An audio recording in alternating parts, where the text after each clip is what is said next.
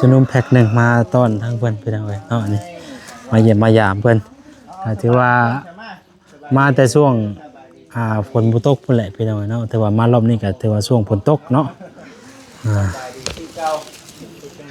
มาทางบ่จิตบ่ฮวดเนาะมามื้อนี้เฮาได้ข่าวเพิ่นสิมาเฮือนเนาะก็เลยมาถามไทยรายละเอียดเบิ่งเพิ่มเติมบุญมีเงินก็มันก็บ่ได้มากแล้ว บ่มีเงินก็บ่ได้มากแล้วติ เงินบ่พอบ่ได้มาก เงินคือเก้าเนาะว่าจิต คือ เอา เก่าคือเก่า เงินคือเก้า ซ้ำที่เฮาเคยแจ้งไว้รอบแต่ก่อนพุ่น เพราะ เนาะ ว่าเงินพอจุบชักกะจี้แหละว่าสิมั่งลั่งมันนี่แหละเอาชักกะจี้มาซื้อเจ้าก็ เพราะไว้อยากมั่งแต่หลังคานี้แต่ซื้อหยังสิมาใส่ เงินยันเงินบ่พอน่ะเนาะ ก็ ก็ นั่น ลอย พอนะคำมั่งเพิ่นเงินบ่พอบัดนี้ เป็นล้านอยู่ทางบัจิตแต่ว่า3,000 บาท หรือว่าเฮามั่งเบิดแหละมั่งเบิดแหละเอาไม้เอาตอกอะไรว่ามาเฮ็ด ท่อนเนาะท่อน ตัวอะไรมันดีสินะเฮาก็เอามาเฮ็ดแบบว่าพอได้ชนเช้าไปก่อนสินะบ่ได้บ่หรือว่าได้ แบบว่า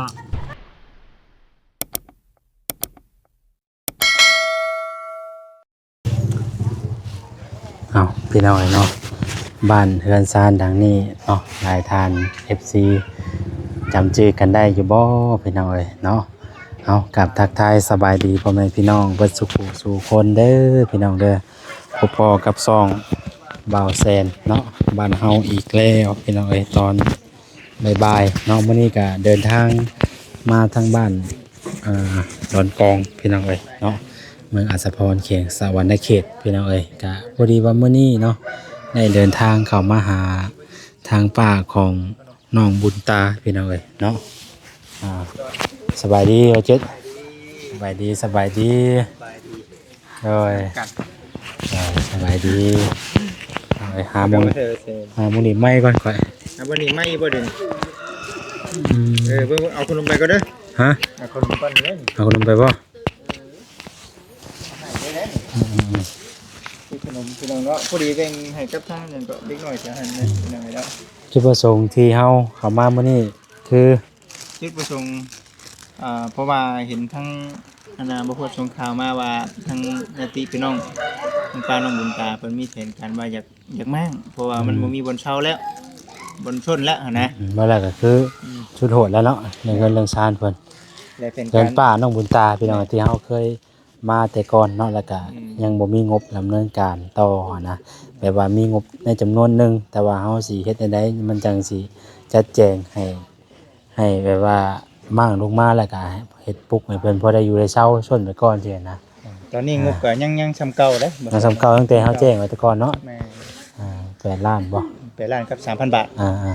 มันยังบ่สามารถที่ว่าเฮามั่งลงมาแล้วก็เฮ็ดใหม่ได้อีกสินะเฮ็ดได้อยู่แต่ว่ามันจะบ่แล้วเนาะ มาที่นี่นะพอน้องบุญตาเพิ่นอยู่นี่เดี๋ยวเฮาสิถามเพิ่นคักๆ แม่น เนาะว่า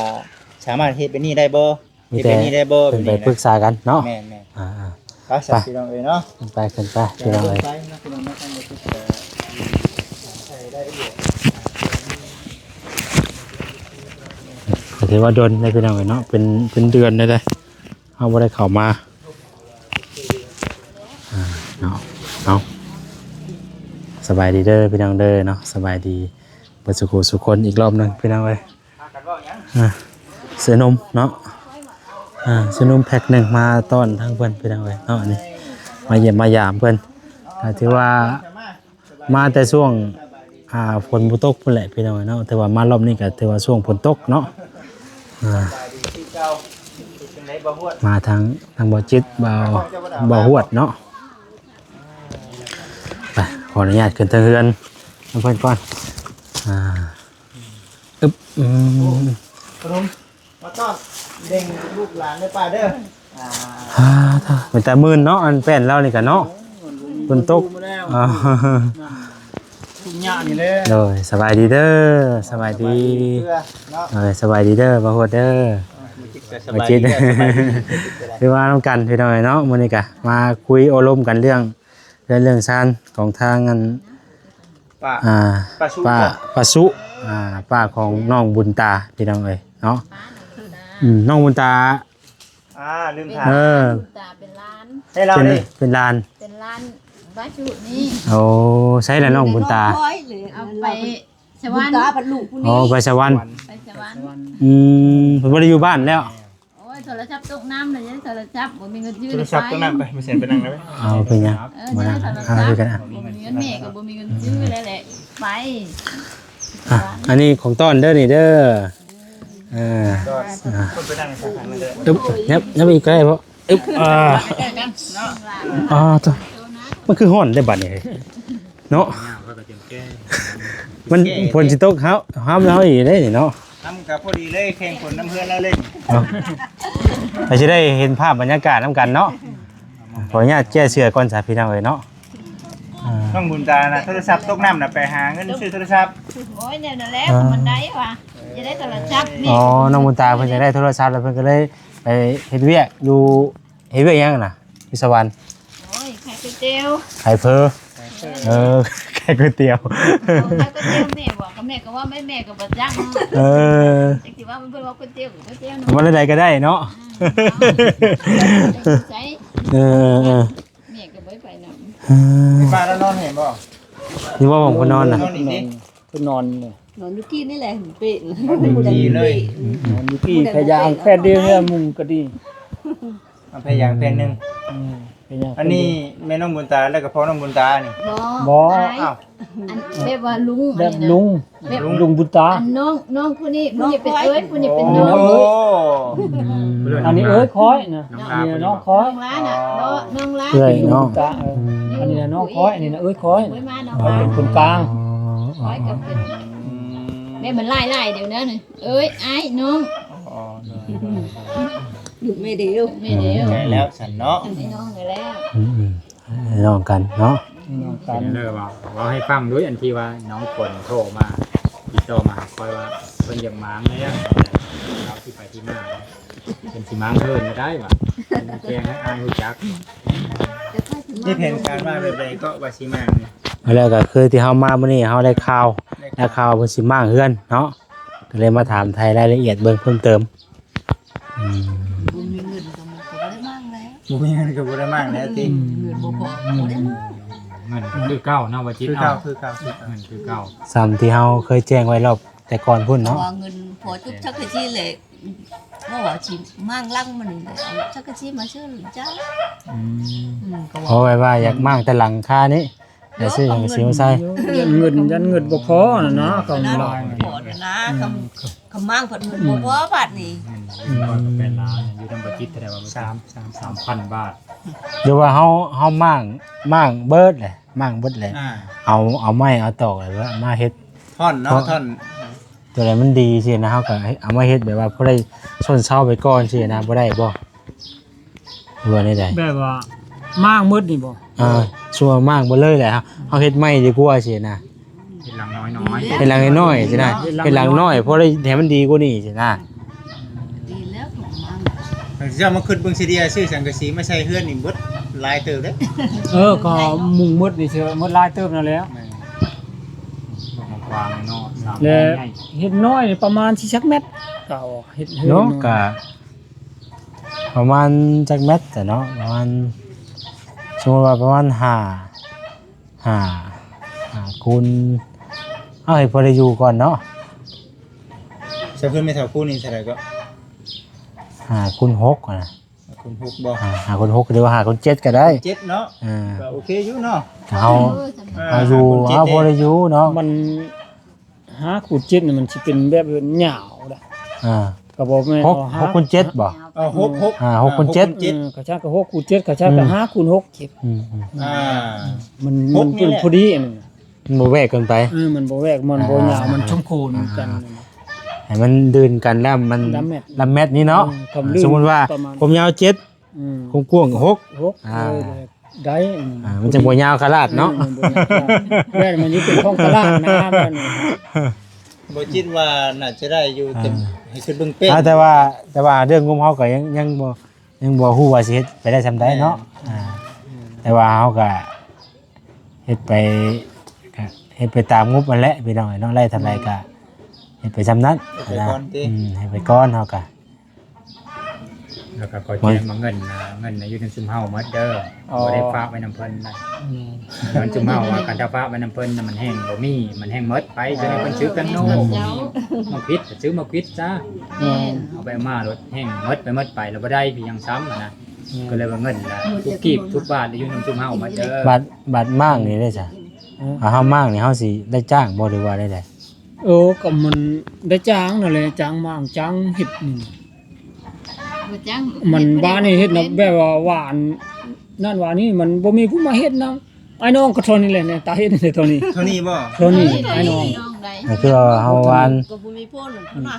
น้องผู้หนึงบ่มีโพก็โอ้ยอันนั้นก็มัน สมมุติว่าเฮา คนน้อยๆ เฮาหา อย่าง หาชาวบ้านมามางซอยแหละเฮาเอาได้อยู่ได้กินมาสู่เพิ่นกินสิก็ได้อยู่บ่หรือว่าได้ใด มันบ่มีบ้านบ่ มั ค่อน ยนะ สุรายก็มีแต่จ้างคือได้บ่ จ้าง เขาจะได้เงิน บ้า นะ นบ่ค่อยสิ เขาบ่ยิบมา อ๋อ คำว่าจ้างเท่านั้นเท่านั้น แบบโอ้ยหวานมาเรื่อยๆสิ บ่เฮ็ดนะ เฮ็ดโคไปกินเฮาเขากินซื่อเขาบ่มา โอ้สุดหลาย มัน มีแต่เงินแล้วเนาะ อืม เดี๋ยวนี้นะ บ่ ไอ้น้องร้ายเนี่ยใครได้ไอ้น้องมันร้ายอันนี้ก็ทนนี่มันเฮ็ด ในจ้างมากนี่เคยได้ฮู้ว่าสิเอาเท่าใด เจ้าเลยจ้างมาก็ดีมันบ่ฮู้จัก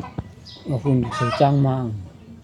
แต่ว่าเคยได้ล้มกันเนาะ อืม ยังบ่จะเคยแอนช้างผู้ใดเลยบอก อืม ว่าอันทำหางนี่ก็ได้เป็นอันก็ได้ขาแห้ง บ่ทำได้เองเขา แม่น้องบุญตาว่าได้เด้คู่อยู่บ่ตัวนี้ ฮู้อยู่ข้อยก็แนวเว้านั่นแหละเขาก็ถามสั่งเขาก็ยังบ่ทันไปได้ไปถามจำนวนถามกับเขาอยู่ได้หลายน่ะมังก็ น้องบุญตาเพิ่นว่ามื้อนั้น3ล้านบ่มื้อน่ะ มา มันเขาลังมันแล้วเอานะ โอ้ บ่ได้เกี่ยวกับทั้งรูปนะ เกี่ยว เนาะ เนาะโอ้ แบบนั้นแต่เขาก็บ่เข้าใจว่ามังมืดนี่เขาก็บ่จักอย่าว่ามังเขาลัง ใช่แล้วคือเงินใน8ล้านนี่ก็เฉพาะที่อันมากนี่ก็เกือบเบิดเลยนี่เนาะ อืม บ่บ่ว่า แม่น่ะ นั่นแหล้วก็ยังว่าว่า มากลงมา มันต้องมีอีกประมาณจักสมมุติว่าตัวนี้สมมุติ8ล้านเนาะสมมุติว่าเฮาจ้างไปมันก็สิยังเหลือสมมุติว่าประมาณ3ล้าน4ล้านสินะเนาะมันก็ยังเหลือบ่หลายบัดนี้ แบบว่ามากแล้วนี่ก็จ้างปุกจ้างหยังอันนี้ก็มันสินัก อืม แบบนั้น อืม โอเคบ่ แต่ว่าช่างนี่กะว่าสิมีเฮ็ดอยู่บ่ครับ ได้อึด คำมันเงินมันเพียงพอเนาะเขาก็สิเฮ็ดอยู่ บ่แล้วก็คันสร้างหลายๆอยู่นั่นเนาะ มีอยู่ช่างแถวบ้า แส น ดงว่าเขามีงบจ้างว่าซั่นซะ อืม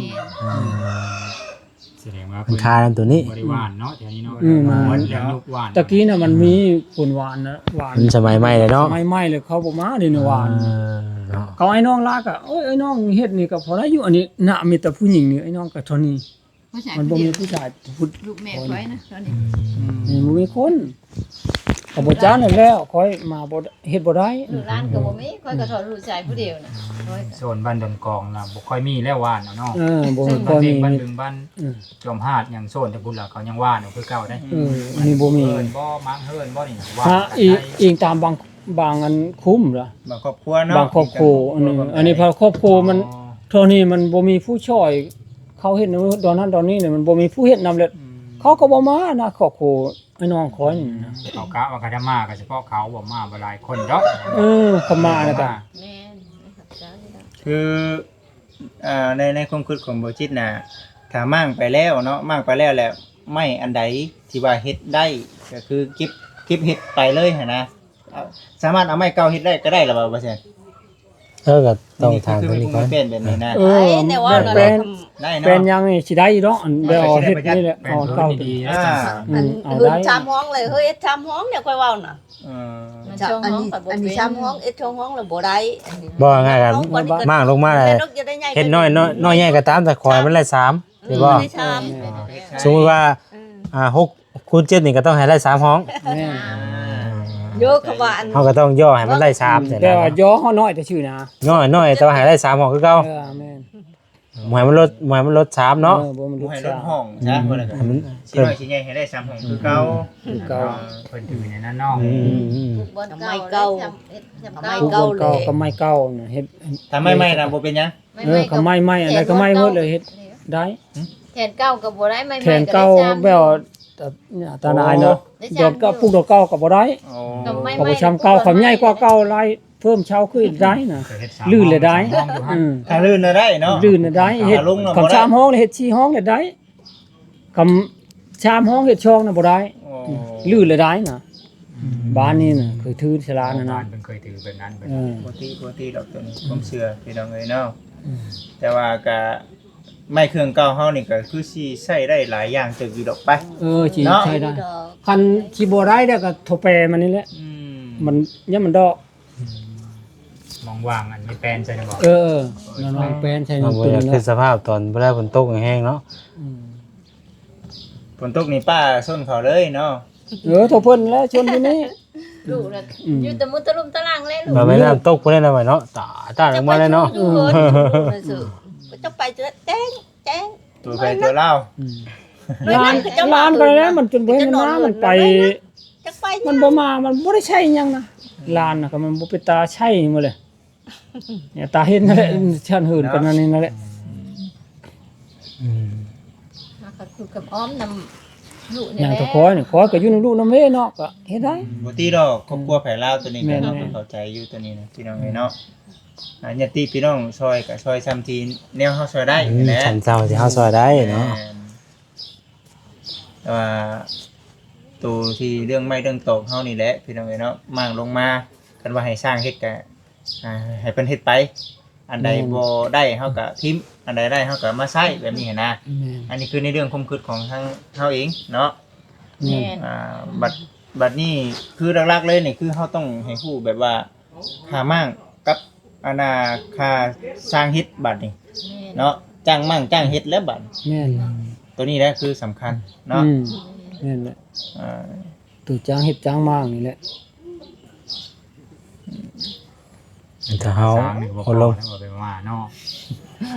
ตอนม้างลงก็จ้างเขาเฮ็ดอีนี่ก็8 ล้านบ่พอ สมมุติว่า3ล้านจ้างเบิดนี่ได้ซะมันสิมีบ่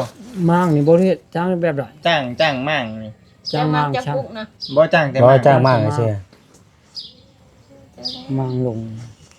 มากเบิดเลย ห้องละล้านอันนี้นะทางหลุมทางเทิงหมดนะม้างหมด แบบว่าอย่าปลุกจ้างปลุกต่างหาก พวกเขาก็จังว่ากันเนาะว่ากันอีกทีนึงเนาะ เปอร์เซ็นต์คิดว่านี่ได้ซะ3ล้านนี่มั่งเบิดนี่เจ้าคิดว่านี่ได้ บ่เจ้าอันว่าไปในเฉาะว่ามันค่าไม่ว่าทางปุ๊กทางมั่งเฉาะคำว่าเจ้าจ้างมั่งแล้วเลยปุ๊กเขาผลจะได้ลายผันห้าบ่มีผู้มาเฮ็ดอีกงบก็บ่พอเลยก็ยังมันยาก อ๋อ ค่อยเว้านะ แปลว่า ถ้าว่าจ้าง ตีไปทั้งสองอย่างเลยสิบ่ทั้งมากทั้งปลูกให้ไหม้สิบ่ สบาย อืม ค่อยเว้าได้ อย่างน้อยก็สมมุติว่ามันสมมุติว่าเฮาปลูกแล้วปลูกขึ้นมาบ่ได้แหละเรื่องของคุมราคาเฮาก็จังว่ากันไหมเนาะบางเทื่อมีทางผู้รักผู้ใหญ่เพิ่นซอยมาเพิ่มเติมอีกก็มีเนาะ ตัวนี้เฮาเว้าบ่ได้ เอาบ่ได้เนาะ แม่ เฮาเฮ็ดโครงมันไว้ก่อนสินะ เฮ็ดก่อน อ่าน อนขี้ดินก็นอนไปก่อนป้าอดเอา เนาะบ่แต่เฮานอนอยู่ที่ก็บ่ต่างกันแล้วเนาะก็ว่านั่นก็ได้ ว่างลงแล้วก็บ่มีปัญหาเดียวอีกก็ เฮาก็เฮ็ดพอได้อยู่นอนไปก่อน ช่างน่ะ นอนเตียงนอนหยังแล้วไปก่อนเนาะ คอยก็ชูเฮาแล้วนี่น่ะ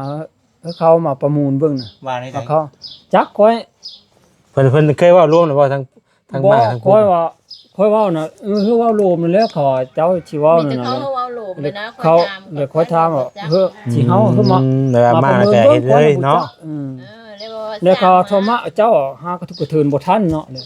จ้างโทรมานี่แหละคอยสิถามมักช่างก็ทำนั้นเจ้าสิจ้างน่ะเอาจะช่างน่ะเฮามานำคอยนี่นะฮะเพิ่นยังบ่มานี่น่ะเขาว่าเจ้าเอาสิจ้างข้างหน้าก็สิห้องมาเพื่อมันเขาเอาเบิ่งก็ได้ ในความเป็นจริงเนี่ยเฮาต้องได้ถามช่างอยู่ตรงนี้โดนเนาะ แม่ ต้องจักโดนแต่ว่าเพิ่นอยู่ใช้ช่าง อยู่พูน เพิ่นอยู่เฮือนบ่ บ่มาหาคอยเนี่ยมันยังบ่กล้ามาอยู่คือเจ้านะ บ่กล้ามาก็มีแต่ เอาไปลง ห้องนี้ก็มาอยู่นะ ไปล้มกับเพิ่นแล้วก็เฮาก็บอกกันก็ได้ ล้มหลังกล้องบ่ เฮาก็ใช้บอกกันก็ได้ บ่เราก็อยู่นี่อยู่แล้วเนาะ เขาอยู่นี่อยู่นี่ เดี๋ยวไปห้องเอามาถามบ่ แม่เอาเจ้าจ้างโดนเลยไปบ่เป็นหยังดอกบ่จับดอก ดันยังเนาะ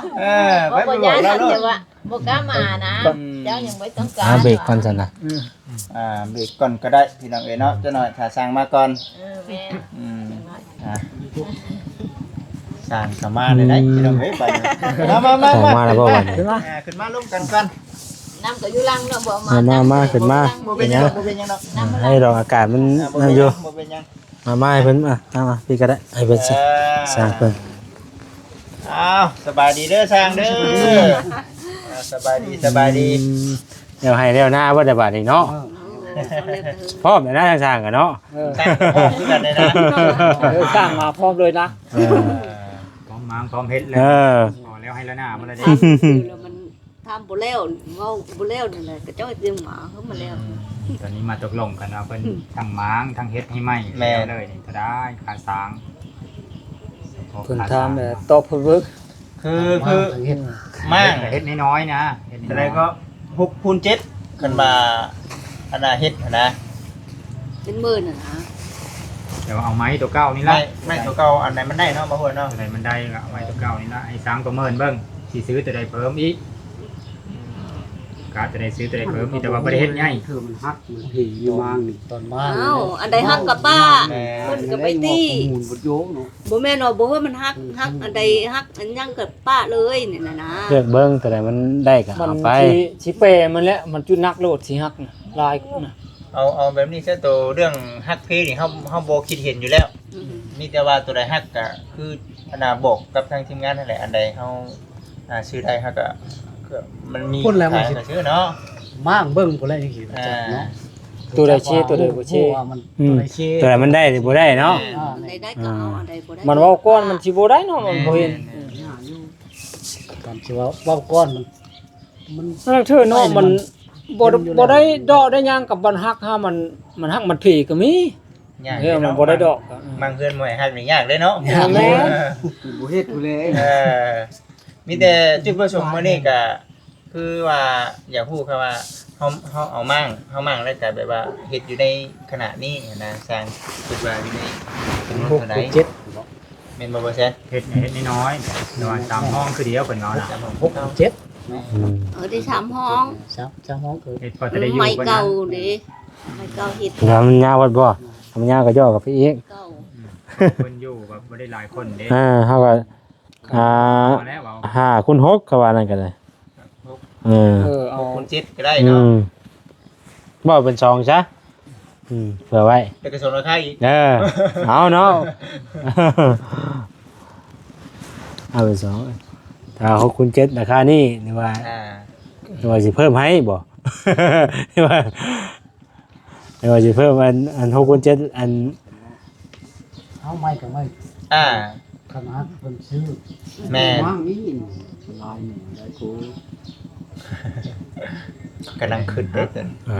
จะได้มันฮักแล้วก็ซื้อมา เนาะคนจิตยาวจำได้เบิ่ง โหเร็วเต้ เฉพาะมากอย่างเดียวหรอกเอาเฉพาะเฮ็ดเนาะ อุบไม่ยังนะไม่ยังจะมาบักโพใช่เลยเอาโลด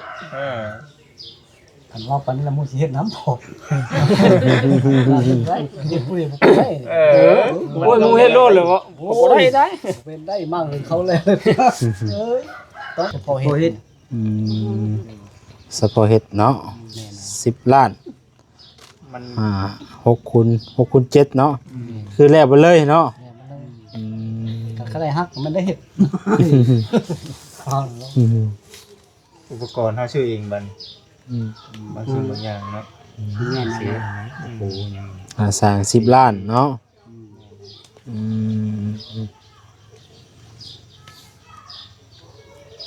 มันแล้วบ่เลยแหละเนาะ แล้วมันเลยผมไปตกไผ่ตัวยังไงเขาเฮ็ดเอาเองตกไผ่ตัวนี้ทำน้องมันเฮากับน้องมันดูไว้ น้องมันก็เฮ็ดกัน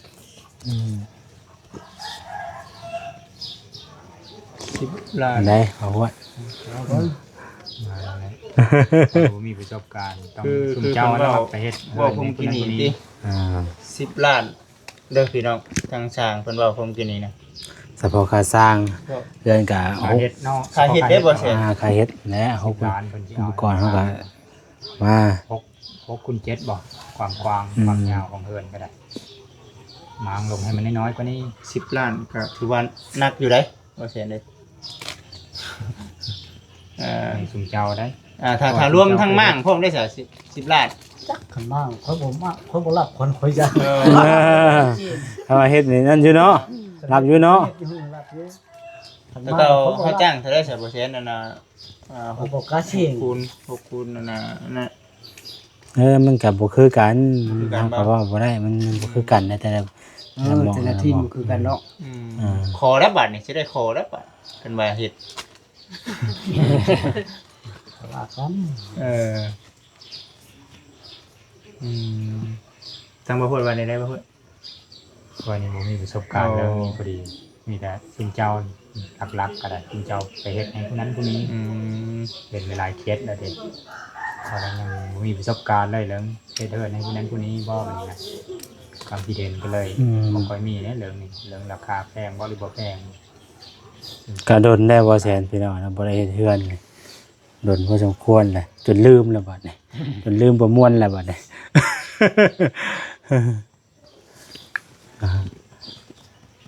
เพราะว่าแต่ก็เฮาจ้างเป็นตอนเป็นเด้นั่นคือเฮาเฮือนดินเฮาจ้างเป็นตอนไปน่ะนี่เฮารวมมันเลยเด้ว่าเจ็ด เป็นตัวคูณได้ใช่บ่ใช่ ก็เพิ่นก็ แต่ว่าเรื่องหมางเพิ่นบ่ได้ โต ทำ ตาดู เพิ่นให้ผู้อื่นมาหมางเพิ่นเฮ็ด พอวันเฮ็ดว่าจากซ้ำนี่เพิ่นไปจัก อันตราย อันนี้บ่ เนาะ เดี๋ยวช้ำไปได้นี่น่ะ ฟังตัวนี้นะฟังแล้วฟังแล้วน้องฟังแล้วนี่ได้ กลัวบ่ กลัวอีกแล้วกลัวอีกฮะ 4 5 6หรือว่า โอ้ ประมาณนี้ได้เนาะ 3บ่แม่นบ่ ห้องตัวนึงโอ้เรามาเราง่ายตัวโลด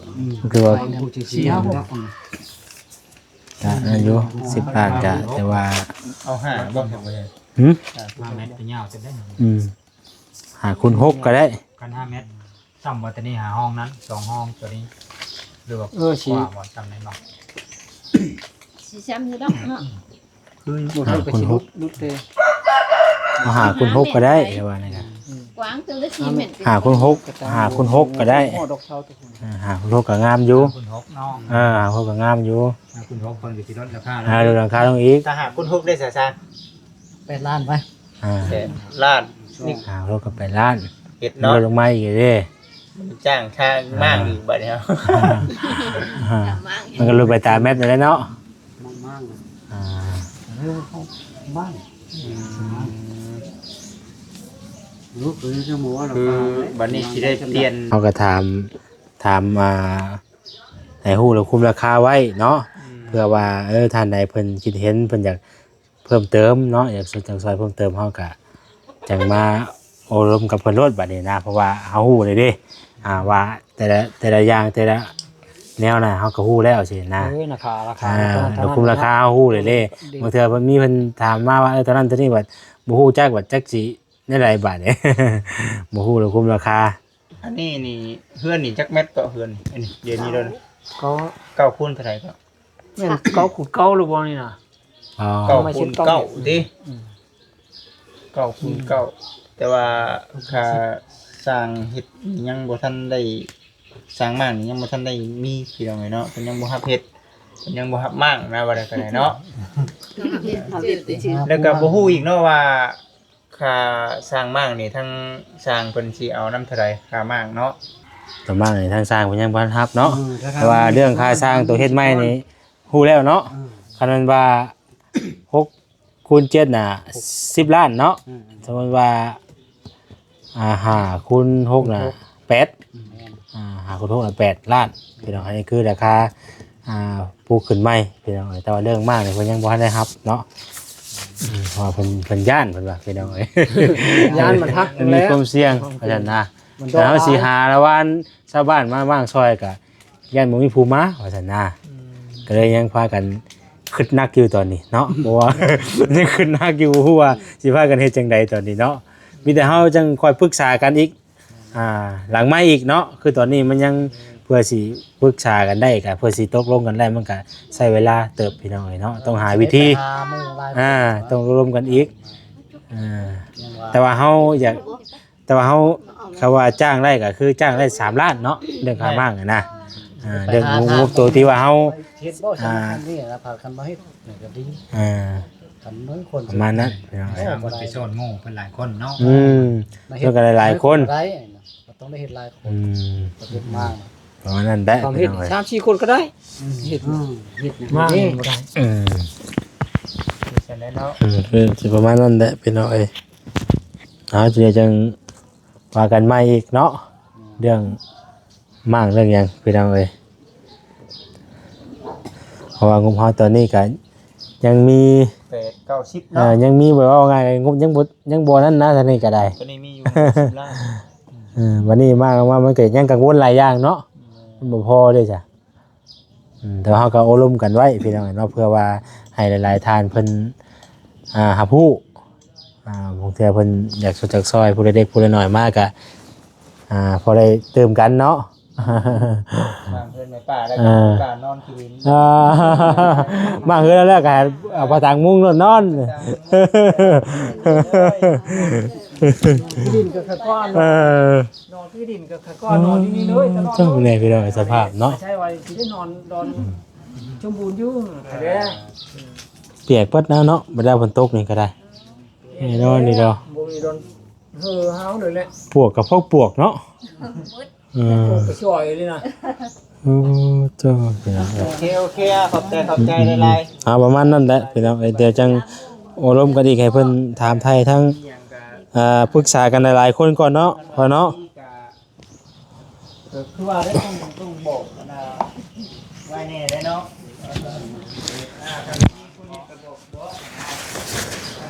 แต่ว่าเรื่องสร้างเฮ็ดนี่ขอแต่ว่ามากลงมาพี่น้องเนาะเฮามีงบมีหยังแล้วก็ถือว่าให้เพิ่นเฮ็ดดำเนินการได้เลยตัวนี้นี่แหละพี่น้องเอ้ยติดตามเบิ่งนำกันนั่นแหละขอบใจหลายๆเด้อช่างเด้อ มาเล่นกับมืออื่นแบบนี้นะ แม่ไปคุยกันก่อน คุยกันเบิ่งเนาะ ก้อนตัวนี้ เข้าใจพ่อโดย ไปพี่น้องเนาะลำลาไปก่อนเอาถ้าว่าท่านใดอยากสนใจซอยเนาะเรื่องงบเฮ็ดเรือนเฮ็ดซานของทางแม่ป้าน้องบุญตาก็ยินดีพี่น้องเอ้ยเนาะเพราะว่าตอนนี้ก็ถือว่าสุดนักแฮงแล้วพี่น้องเนาะเบิดหมู่บ้านนี่ถือว่าเรานักกุมูเนาะโดย